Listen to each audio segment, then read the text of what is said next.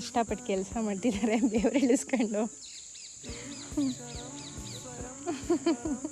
ಯಾವ ಲೈಫ್ ಚೆನ್ನಾಗಿದೆ? ಈ ಲೈಫ್ ಚೆನ್ನಾಗಿದೆಯಾ? ಅಫಿಷಿಯಲ್ ಲೈಫ್ ಚೆನ್ನಾಗಿದೆಯಾ? ಇದು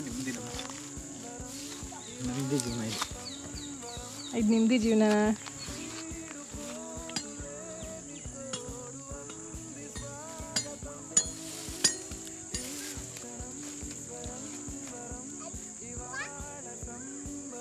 ಇಲ್ಲಿ ನೀರು ಹರಿತಾ ಇತ್ತು ಅಲ್ವಾ? ಹೇಳಲಿ ಕಷ್ಟ. ಜಮ್ಮು ಕಾಶ್ಮೀರದಲ್ಲಿ ಟೆರರಿಸ್ಟ್ ಎರಡೂ ಇಲ್ಲ ಅಂದಿದ್ರೆ ಜೀವನ ಎಷ್ಟು ಚೆನ್ನಾಗಿರುತ್ತೆ.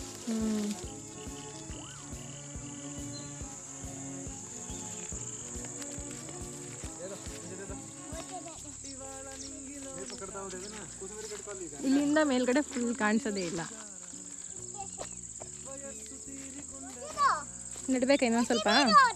ಮೇಲ್ಗಡೆ ಇಟ್ಟಿದೀವಲ್ಲ ನೋಡ್ರಿ ಹೆಂಗೆ ಸಸಿ 2 3 ಅಲ್ವಾ?